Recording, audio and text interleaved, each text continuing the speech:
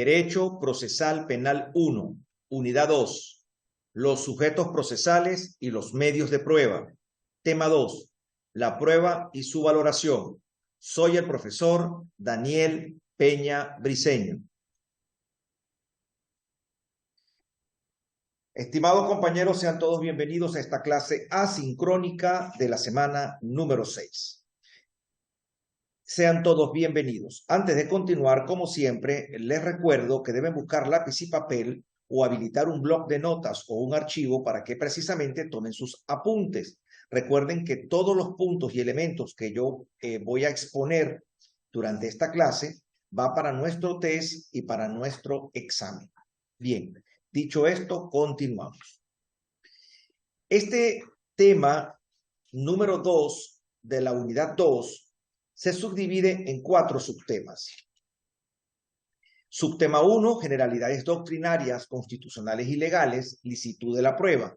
Subtema 2, el documento, el testimonio y la pericia en el proceso penal ecuatoriano. Subtema 3, actuaciones y técnicas especiales de investigación de medicina legal y ciencia forense. Subtema 4, reglas para la investigación de delitos cometidos a través de los medios de comunicación social. En esta oportunidad, en esta clase, vamos a desarrollar el subtema 1 y el subtema 2, y para la semana número 7 nos quedaría el subtema 3 y subtema 4. Bien. El objetivo de este tema es conocer y comprender los sujetos procesales en el proceso penal y las bases de la prueba y su valoración. En este caso, es precisamente las bases de la prueba y su valoración lo que vamos a abordar durante este tema 2 de la unidad 2. Subtema 1. Generalidades doctrinarias, constitucionales y legales. Licitud de la prueba. Bien. La infracción es un hecho histórico que ha ocurrido en un tiempo y espacio determinado. Cuando sucede una infracción penal, pues precisamente sucede en un momento y en un lugar determinado, es decir, una circunstancia de tiempo y de lugar. Además, también hay una circunstancia de modo. Decimos entonces que hay circunstancia de tiempo, modo y lugar que hay que determinar. Entonces, cuando una persona se presenta ante una autoridad afirmando que ha ocurrido un hecho supuestamente delictivo, simplemente está afirmando lo que supuestamente sucedió, pero esto hay que probarlo.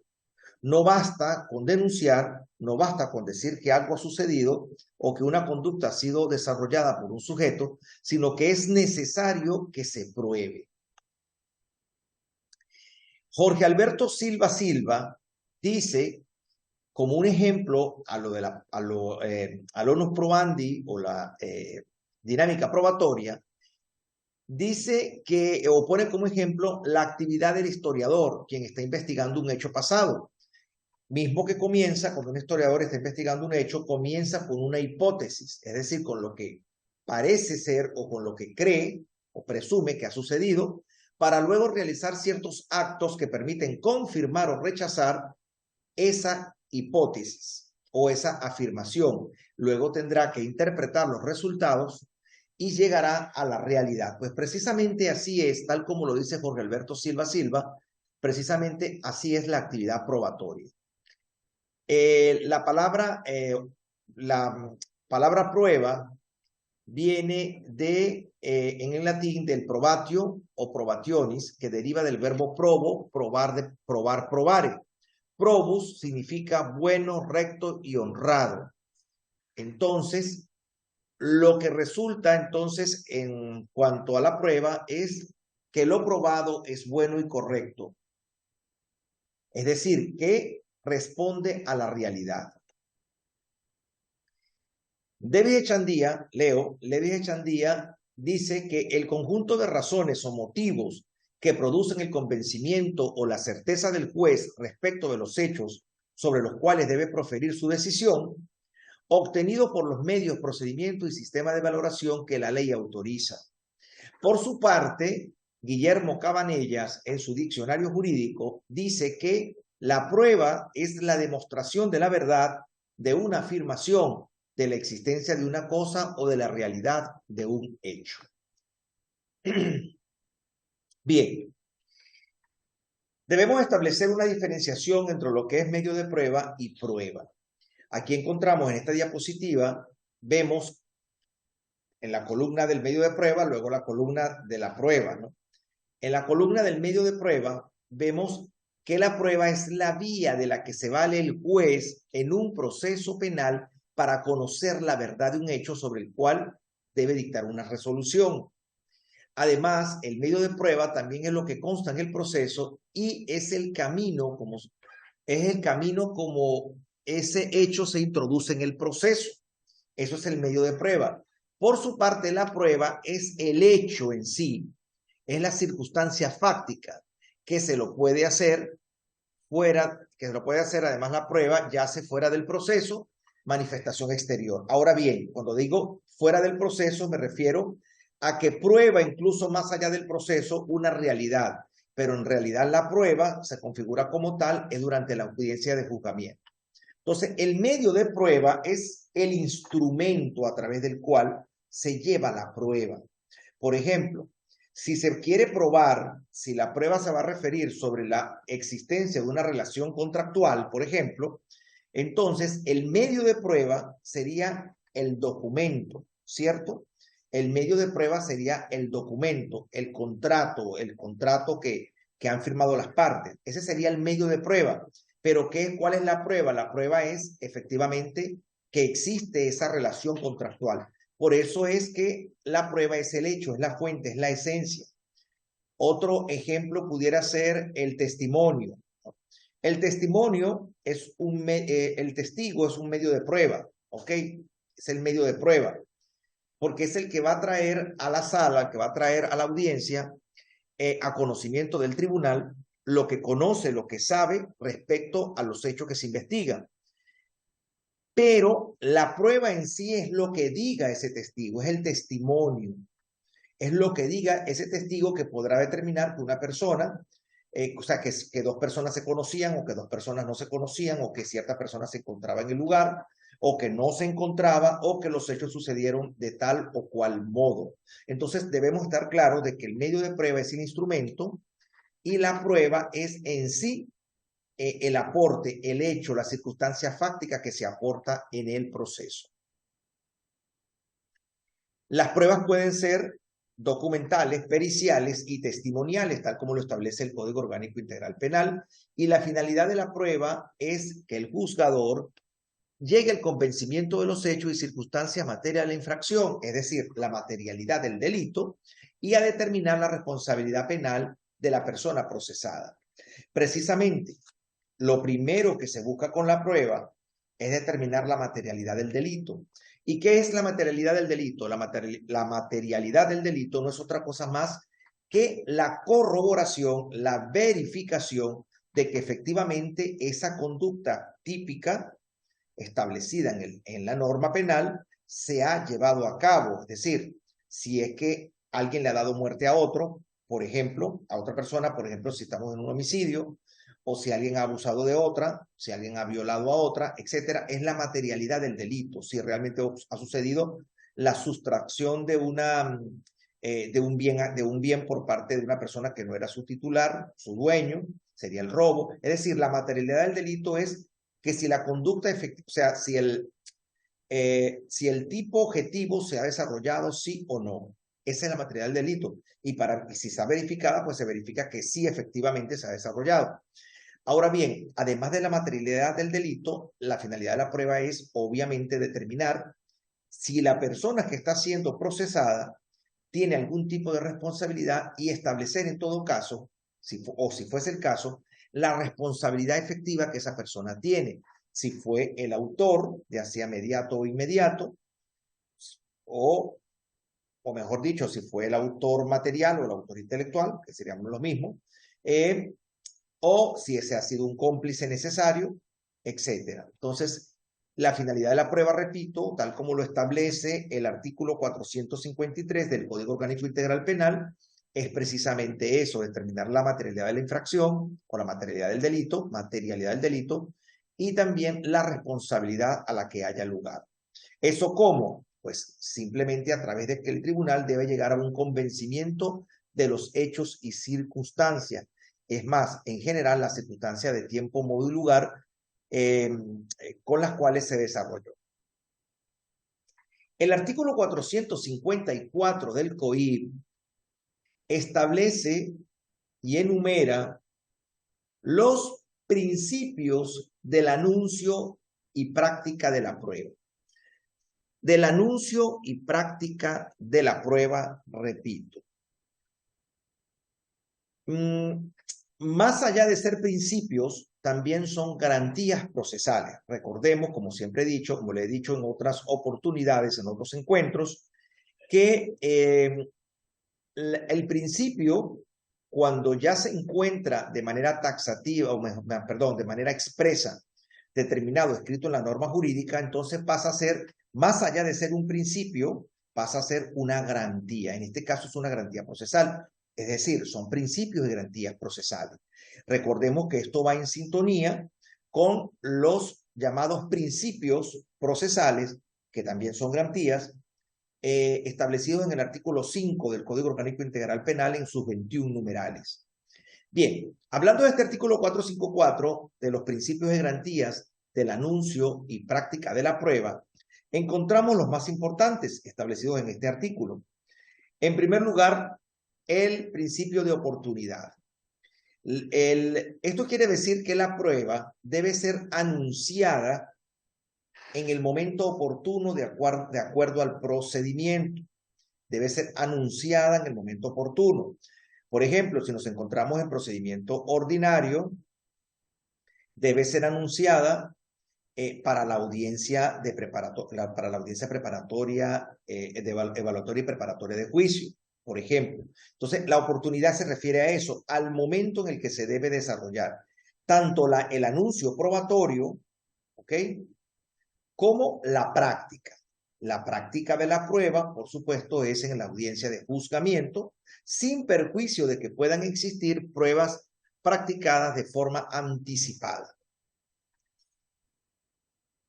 Encontramos en este mismo artículo 454 el principio de inmediación, que establece que los juzgadores y las partes procesales deberán estar presentes en la práctica de la prueba.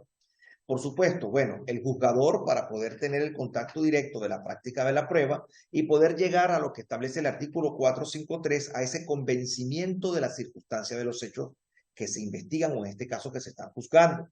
Y las partes procesales también deben tener la inmediación, es decir, estar presentes en las prácticas de la prueba, porque tendrán o porque deben tener la posibilidad, la oportunidad de poder contradecir, ejercer su derecho a la contradicción, al derecho a la contradicción que implica un control de esa prueba.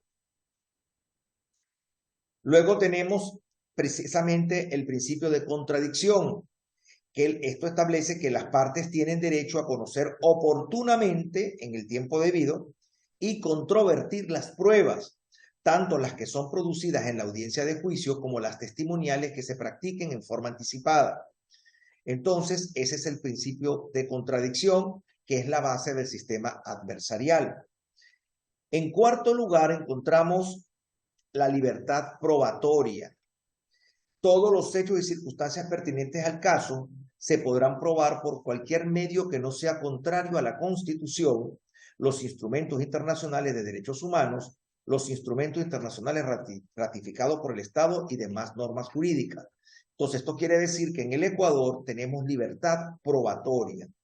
Entonces, no se nos limita ningún medio de prueba. Todos los medios de prueba pueden ser utilizados. Hay libertad probatoria, repito, siempre y cuando, por supuesto, no contradigan a la Constitución y demás leyes de la República, y por supuesto tampoco a los tratados internacionales de derechos humanos suscritos y ratificados por el Ecuador.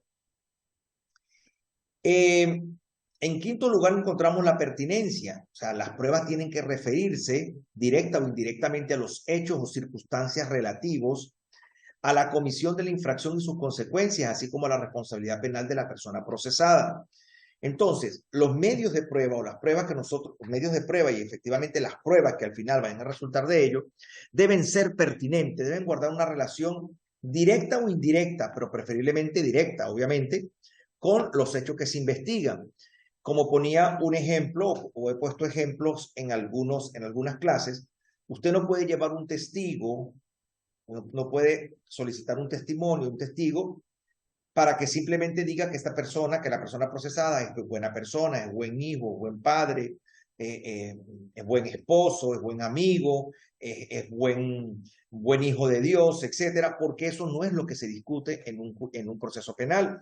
En un proceso penal lo que se discute, lo que se trata de dilucidar, de descubrir, es si la persona, primero, si hubo o no hubo la materialidad de la infracción. En el caso de que fuese un robo, si ocurrió o no ocurrió el robo. Y en segundo lugar, si la persona que está siendo procesada tiene una responsabilidad penal en ese hecho, en ese robo. Entonces, los testigos que se traigan a la audiencia, es decir, que se ingresen al proceso, ese testimonio debe ser pertinente, si debe guardar relación con los hechos, debe hablar sobre los hechos que se están investigando, no sobre otra cosa. A eso se refiere la pertinencia, y este concepto de la pertinencia aplica, por supuesto, a todos los medios de prueba, tanto los periciales, testimoniales, como documentales.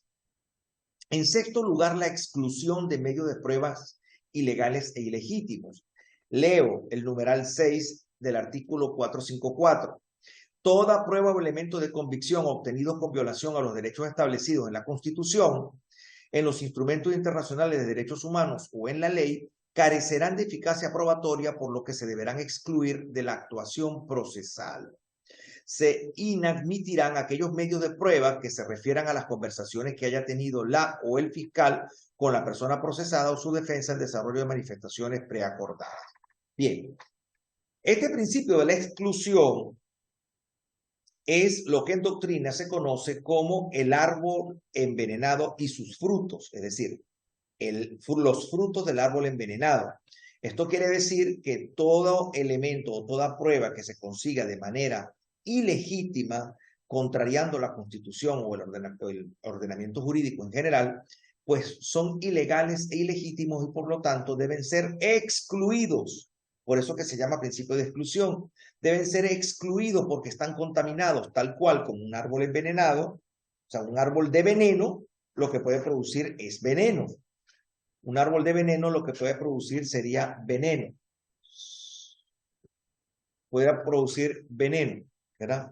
Entonces, quiere decir que todas las pruebas que surjan de allí, si se ha conseguido, por ejemplo, si se ha hecho una requisa, una revisión en un domicilio sin autorización previa, o sea, sin orden judicial, donde no haya habido una persecución ininterrumpida de flagrancia, o no se haya hecho con el propósito de impedir la perpetración de un delito en flagrancia precisamente, etcétera, y se ha requisado esas pruebas que se encuentran allí, los elementos que puedan surgir de ese allanamiento ilegítimo, por supuesto que no pueden ser incluidos en el proceso, deben ser excluidos de toda la actuación procesal. Ese es el concepto general. También tenemos el principio de igualdad de oportunidades para la prueba. Leo, se deberá garantizar la efectiva igualdad material y formal de los intervinientes en el desarrollo de la actuación procesal. Igualdad de prueba, el principio de igualdad de oportunidades para la prueba. Es lo que la doctrina conoce como la igualdad de armas. Porque los juicios, los procesos judiciales, procesos ante los tribunales, en la antigüedad se asimilaban, se le hacía la analogía con una batalla, un enfrentamiento. Entonces, cuando dos personas se enfrentaban, debían tener, para que fuera equitativo, debían tener la misma posibilidad de las armas. Entonces, si uno tenía una espada, el otro también. Si uno tenía un cuchillo, el otro también. Si uno no tenía nada, o sea, si no podían tener las armas los dos, entonces para esa batalla tendrían que ser con las mismas, o sea, con las propias manos, ¿no? Sin nada más. Eso que era la guerra o que era la batalla, el enfrentamiento físico, el enfrentamiento militar, etcétera, eso se hacía una analogía con los juicios, los procesos judiciales, y entonces por eso es que se habla del principio de igualdad de armas. Pero el principio de igualdad de armas en la doctrina moderna pasa como principio de igualdad de oportunidades para la prueba. Esto quiere decir que las partes procesales, los sujetos procesales, todos ellos deben tener las mismas oportunidades para ejercer su derecho a la defensa de sus derechos e intereses y poder, entre otras cosas, poder contradecir las pruebas que la otra parte presenta, poderlas conocer de manera oportuna, también poder promover sus propias pruebas, etcétera, etcétera. Entonces, a eso se refiere la igualdad de oportunidades para la prueba. De lo contrario, se dejaría en indefensión a la persona. Bien, en el artículo 455 del Código Orgánico Integral Penal encontramos el nexo causal. Leo, la prueba y los elementos de prueba deberán tener un nexo causal entre la infracción y la persona procesada. El fundamento tendrá que basarse en hechos reales introducidos o que puedan ser introducidos a través de un medio de prueba y nunca en presunciones. Entonces, compañeros, esto quiere decir que la prueba nunca se presume. Debe haber sido introducida esa prueba, ese conocimiento, a través de un medio de prueba. Ok, siempre. Y el nexo causal, cuando hablamos de nexo causal, es que tiene que haber una relación de causa-consecuencia, por eso se llama nexo causal, de causa-consecuencia entre la conducta del sujeto y el resultado. Ese resultado obviamente sería el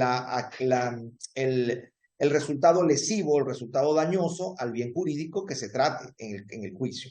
Entonces debe haber una relación entre ellos, debe haber una relación, repito, entre la conducta del sujeto y el resultado. A eso se refiere, el nexo causal determinado en el artículo 455 del COIP.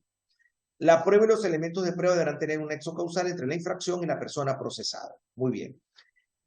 Luego en el artículo 456 tenemos la cadena de custodia. Bien, leo el artículo 456. Se aplicará cadena de custodia a los elementos físicos o contenido digital, materia de prueba, para garantizar su autenticidad, acreditando su identidad o estado original. Las condiciones de las personas que intervienen en la recolección, envío, manejo, análisis y conservación de estos elementos, y se incluirán los cambios hechos en ellos por cada custodio. Bien. La cadena de custodia, esto quiere decir que, por ejemplo, si a una persona se le consigue una sustancia sujeta a fiscalización, cocaína, por ejemplo, pues eso entra a una cadena de custodia para garantizar de que no sea alterado ese elemento, que al fin de cuentas será un elemento de prueba, un medio de prueba. Eso va a determinar una prueba, ¿verdad?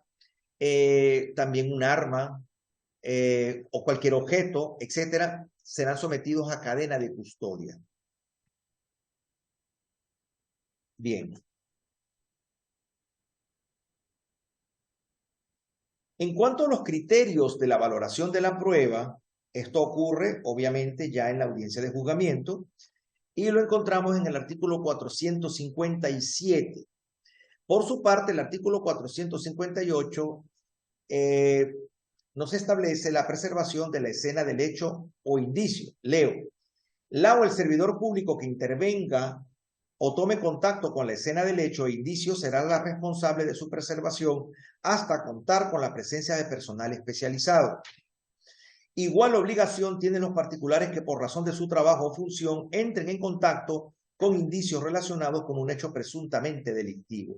Esto es la preservación de la escena del hecho, por supuesto, debe ser garantizada la preservación hasta que se han tomado todos los elementos. Ahora bien, volviendo al artículo 457, los criterios de valoración de la prueba, tenemos que los criterios, de acuerdo al mismo artículo 457, son la legalidad, la autenticidad, el sometimiento a la cadena de custodia y el grado actual de aceptación científica y técnica.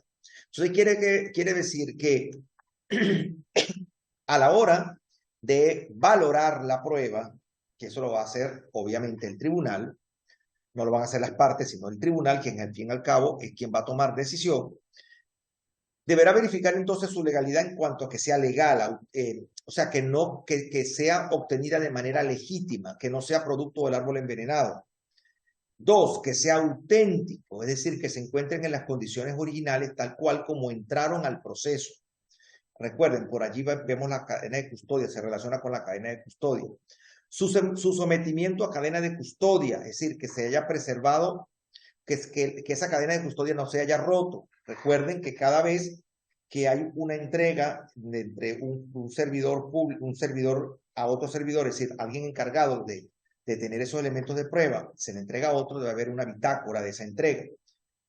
Y por último, su grado actual de aceptación científica y técnica. Entonces, los informes periciales, las pruebas, etcétera, etcétera, deben, para su valoración, sobre todo los informes periciales, las pruebas técnicas, para su valoración se debe tomar en cuenta el grado de aceptación científico y técnico de la metodología utilizada, de la técnica utilizada. No puede ser, por ejemplo, puede sonar un poco exagerado, pero no podemos, por ejemplo, poner allí elementos angelicales o elementos esotéricos, elementos que no tienen nada que ver con el mundo científico. Siempre tiene que tener aceptación científica y técnica suficiente, lo más universal posible, para que pueda ser considerado válido, porque si no, entonces, ¿cómo se aplica? Entonces, ese sería el cuarto criterio, el grado de aceptación científica y técnica de la metodología o la técnica utilizada. En cuanto a la demostración de la autenticidad de los elementos probatorios y evidencia física que no han sido sometidos a cadena de custodia, estará a cargo de la parte que los presente. Pues bien, en cadena de custodia, normalmente lo que está es lo que se ha conseguido, por ejemplo, durante la flagrancia o lo que a través de un allanamiento, etcétera. Generalmente es eso lo que está en cadena de custodia. Ahora, también las partes pueden ingresar directamente, pueden presentar o ingresar al proceso, incorporar al proceso, pueden ingresar evidencias o elementos probatorios u otras evidencias físicas que no han estado sometidas a cadena de custodia y entonces esa autenticidad deberá ser probada. Entonces, la parte que ingresa esos objetos o esos elementos probatorios, además de los alegatos que corresponda con la relación, el nexo causal que se daba en cuanto al nexo causal, etcétera, además de ello, en audiencia, también debe probar o debe demostrar su autenticidad, que no han sido creados por ellos, sino que realmente son auténticos.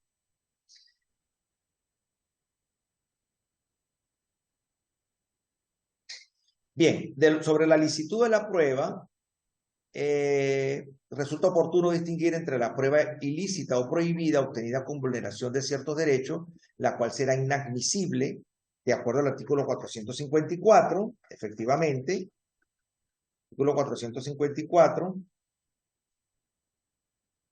y la prueba irregular obtenida o practicada contrariando alguna disposición legal. La prueba ilícita y la prueba ilegal. Bueno, de eso ya hablamos. Esto ya hemos hablado.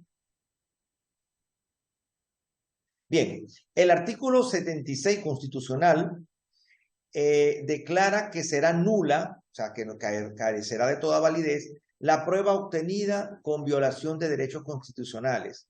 Eleva la regla de exclusión a norma constitucional, con todas las consecuencias que ello comporta, pero a su vez significa una limitación de los poderes del legislador y de la jurisprudencia.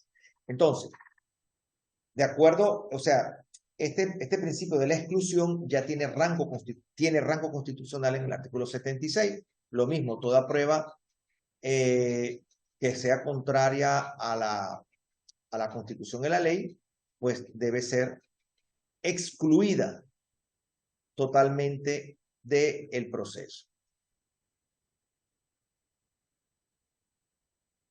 ¿Ok?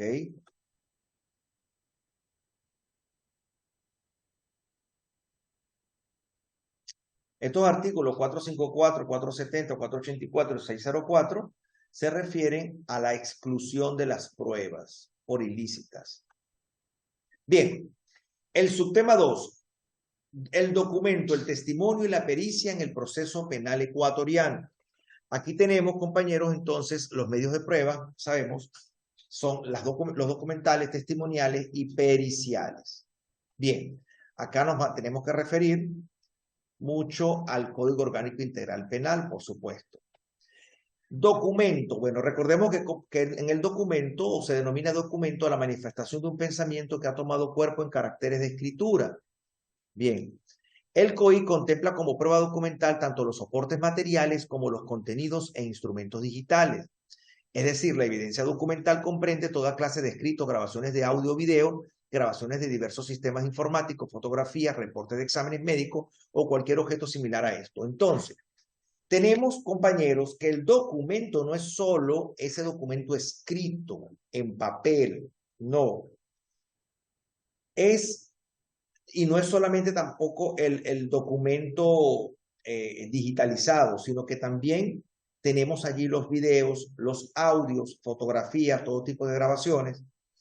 Todo eso se considera documental. Entonces, un video es una prueba documental. Un audio es una prueba documental.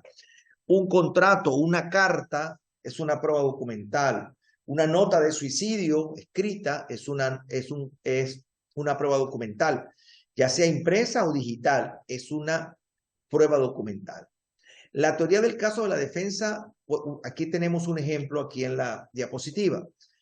Suponiendo que la teoría del caso de la defensa basa como punto fundamental la ausencia de su defendido en el lugar de los hechos, la prueba documental del reporte migratorio de salida del país en los días de la comisión de los hechos adquiere un mayor valor probatorio que el de un testimonio. Bueno, ya esto tiene que ver también con el valor de cada uno de los elementos. De todos modos, la prueba, todos los elementos de prueba, cuando el juez los vaya a valorar, los valora en su conjunto.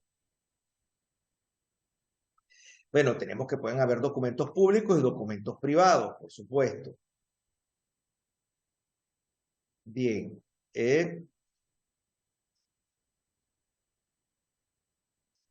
Las reglas de los documentos las encontramos en el artículo 499.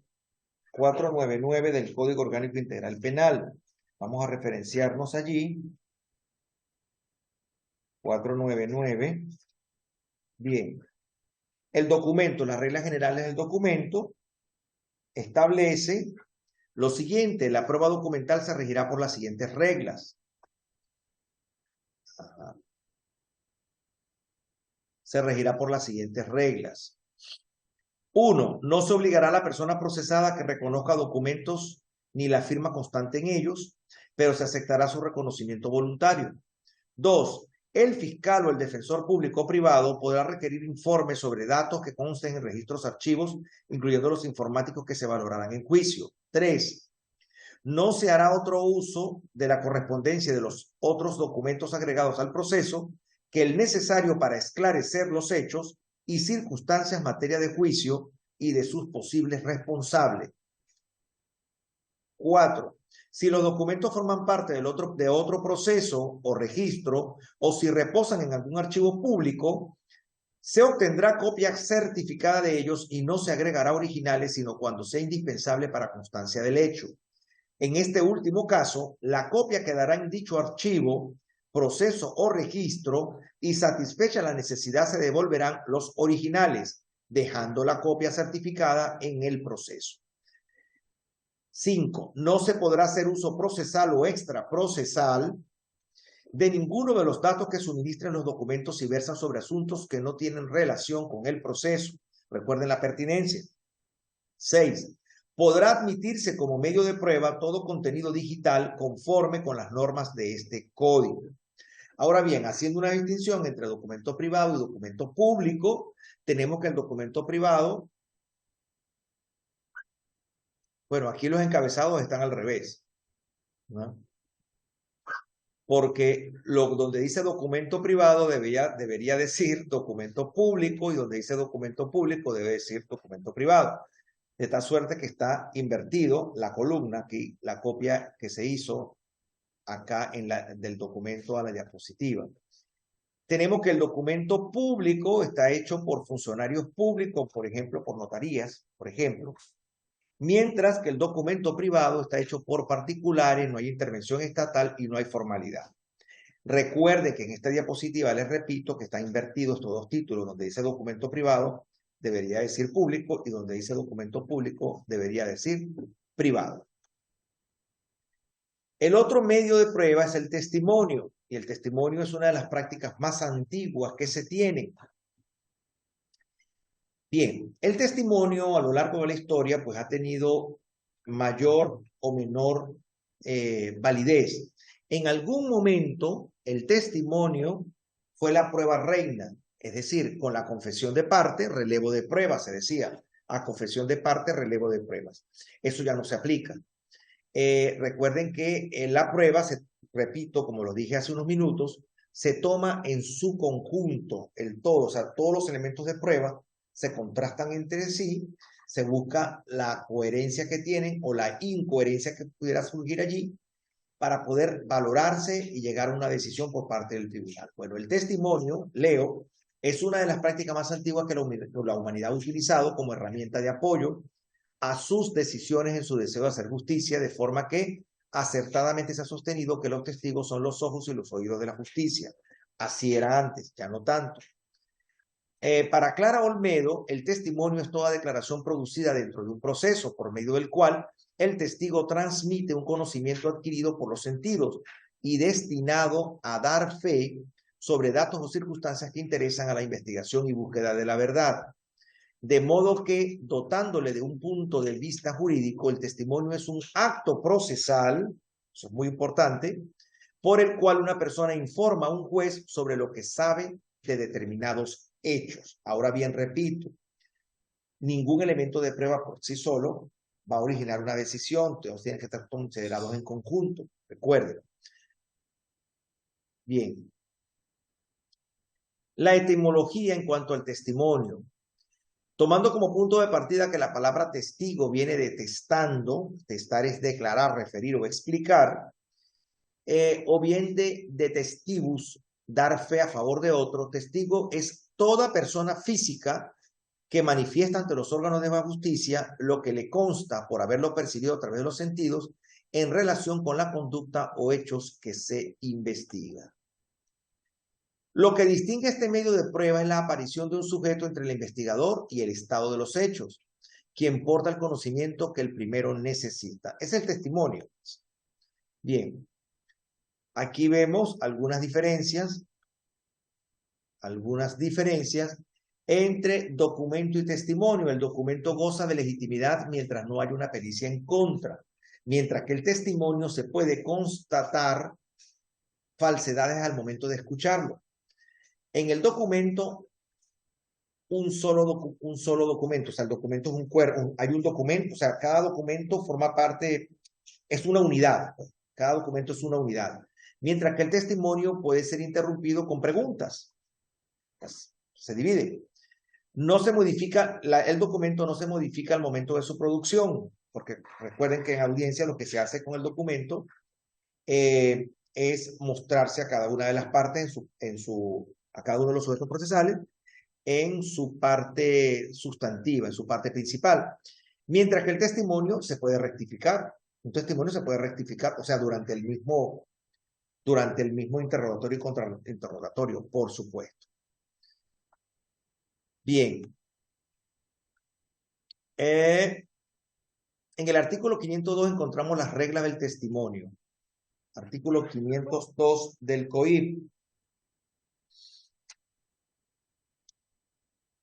Las reglas generales dicen, o establece más bien, lo siguiente: el testimonio se valorará en el contexto de toda la declaración rendida y en relación con las otras pruebas que se han presentado. Quiere decir que el testimonio por sí solo no se valora en el contexto, o sea, se valora en relación a los testimonios de las otras personas, de los otros testigos, y además en cuanto a las pruebas documentales que existan o periciales. El juzgador podrá recibir como prueba anticipada los testimonios de las personas gravemente enfermas, de los físicamente imposibilitados, de quienes van a salir del país, de las víctimas o testigos protegidos, informantes, agentes encubiertos, y en todas aquellas que demuestren que no pueden comparecer a la audiencia de juicio. También, si la persona reside en el extranjero, se procederá conforme con las normas internacionales o nacionales para el auxilio y la cooperación judicial. Nadie podrá ser llamado a declarar en juicio penal contra su cónyuge, pareja o parientes hasta el 4º grado de consanguinidad o 2º de afinidad, excepto en el caso de violencia contra la mujer o miembro del núcleo familiar.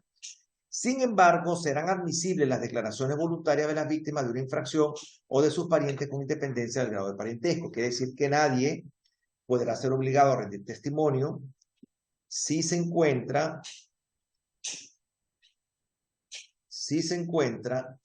en alguna de estas circunstancias. Es decir, si contra quien va a declarar es su cónyuge, pareja o parientes hasta el 4º grado de consanguinidad o 2º de afinidad, no serán obligados a testimoniar o a dar su testimonio, salvo en el caso de violencia contra la mujer o miembro del núcleo familiar. Sin embargo, repito, lo que está establecido en la ley, no se le puede obligar, pero sí lo pueden hacer de forma voluntaria y sería válido el testimonio. Luego tenemos que las niñas, niños y adolescentes declararán sin juramento, pero con la presencia de sus representantes o un curador que será nombrado y posesionado en la misma audiencia de juicio. El juzgador nombrará y posesionará en el mismo acto a un traductor cuando el declarante no sepa el idioma castellano.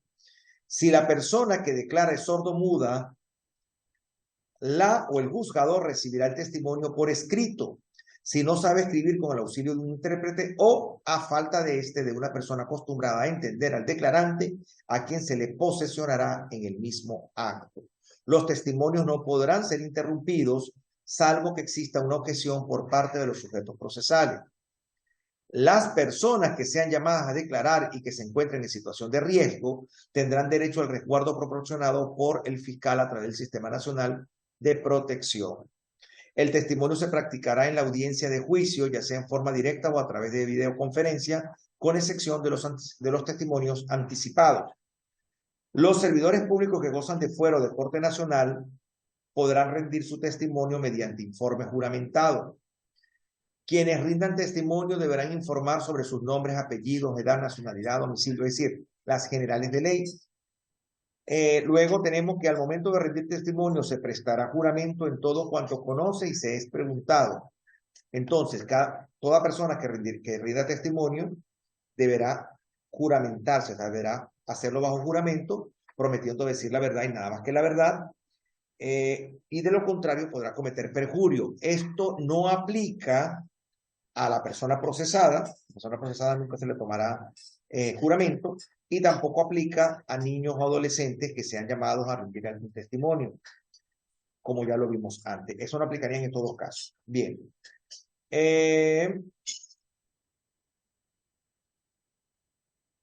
Los sujetos procesales podrán realizar preguntas u objetarlas. El jugador deberá resolver la objeción para que la persona le conteste o se abstenga de hacerlo. No se podrán formular preguntas autoincriminatorias, engañosas, capciosas o impertinentes. Entonces, razones para objetar preguntas que sean autoincriminatorias, que sean engañosas, capciosas o impertinentes, es decir, que no guarden relación. No se podrán formular preguntas sugestivas en el interrogatorio, excepto cuando se trate de una pregunta introductoria o que recapitule, información ya entregada por el mismo declarante. Podrán hacerse preguntas sugestivas durante el contrainterrogatorio, sí. Estas son las reglas generales que encontramos en el artículo 502 del Código Orgánico Integral Penal referente a el testimonio. Bien, momentos de esas declaraciones en general. Bueno, antes del juicio son versiones. Son versiones que quiere decir un modo que tiene cada uno de referir un mismo suceso. Se dan sin juramento, que son las versiones libres, voluntarias y sin juramento. Se hacen ante el fiscal, de acuerdo al artículo 119 y artículo 216 y artículo 218. Ahora bien, eso antes de juicio, es decir, antes del juicio son versiones, siempre serán versiones, sin juramento. Ahora, frente a juicio o en el juicio, en la audiencia de juzgamiento, se llamarán testimonio estas declaraciones, adquiere el valor de prueba cuando se ha introducido al proceso mediante ratificación del testimonio en la audiencia.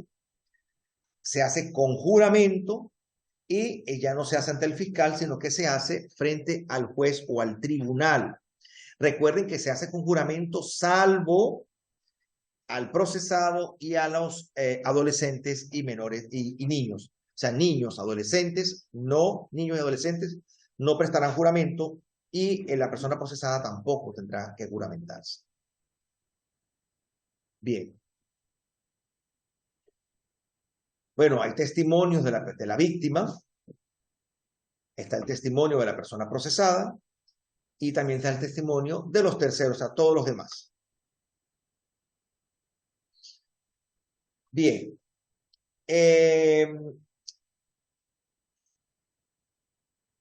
Una de las características o la principal característica en cuanto al testimonio y la efectividad en nuestro sistema penal, es que precisamente hay una relación directa entre el testigo, que es el testigo y el juez. El testigo está rindiendo su testimonio frente al juez. Bueno, en cuanto a las preguntas prohibidas, que acabamos de mencionar hace unos minutos, no se pueden hacer sugestivas, preguntas sugestivas, que son aquellas que comprenden un hecho, que implican un hecho que el interrogador, que es el que está preguntando, espera y desea que le conteste, llevan en su contenido una determinada respuesta. Esa es la pregunta sugestiva que se debe objetar, porque en su contenido lleva ya una respuesta, a la vez que excluye cualquier otra posibilidad. Las preguntas capciosas es cuando tienden a engañar al testigo y provocar su contradicción. Y las preguntas impertinentes son aquellas preguntas que su contenido no tiene relación alguna, ni principal ni secundaria, con el caso que se investiga. Ahora bien, esto en cuanto a las preguntas sugestivas, debemos recordar que en el interrogatorio no se pueden hacer, pero en el contraexamen, en el contrainterrogatorio, sí se puede hacer las preguntas sugestivas. Ahora bien, como tercer medio tenemos la pericia. El doctor Jorge Zavala Vaquerizo dice que el dictamen pericial es un acto procesal proveniente del perito por el cual se hace llegar al proceso las conclusiones técnicas obtenidas del examen realizado sobre el objeto de la pericia y las motivaciones en que se fundan dichas conclusiones. Entonces, esta es la pericia, el informe técnico de un experto. Pericia quiere decir experticia, ¿no? Es lo mismo. La esencia del informe son las conclusiones. Se trata de un juicio valorativo, crítico del perito en relación con la persona o con la cosa reconocidas. Así como hablamos de la diferencia entre documento y testimonio, también por acá vemos un poco lo que es la diferencia entre pericia y testimonio. La pericia implica conocimiento técnico, científico o artístico especializado. O sea, la pericia implica las conclusiones, el pronunciamiento de un experto. El pronunciamiento de un experto en determinada materia. Mientras que el testimonio no se requiere de tener conocimiento técnico. Simplemente la persona tiene un conocimiento de los hechos, valga la redundancia, de los hechos materiales, valiendo la redundancia. En el caso del testimonio, en el caso de la pericia, pues no, pues en el caso de la pericia es un experto, necesita un conocimiento técnico específico para poder rendir ese peritaje. En el caso de la pericia, es un juicio sobre datos observados, mientras que en el caso del testimonio, es una declaración o exposición de datos que conoce. En la pericia, al perito lo designa, mientras que en el testimonio el testigo surge de las circunstancias del hecho. En el artículo 505 del Código Orgánico Integral Penal encontramos el testimonio de los peritos. Los peritos sustentarán oralmente los resultados de sus peritajes y responderán al interrogatorio y al contrainterrogatorio de los sujetos procesales. En concreto, el rol del perito se basa en brindar al juez reglas de experticia que una persona no especialista ignora, cuando a la sola percepción inteligente ciertos pormenores de los hechos necesitan de conocimientos especializados, lo cual el perito deberá señalarlo. Entonces, el perito es un experto y rinde aporta un análisis profesional, un resultado, una conclusión, un criterio profesional.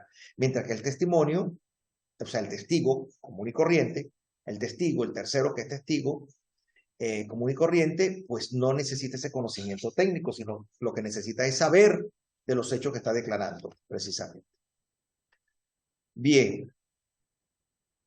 La prueba pericial, entonces, se define como la declaración que realiza una persona ajena a los hechos principales que se juzgan.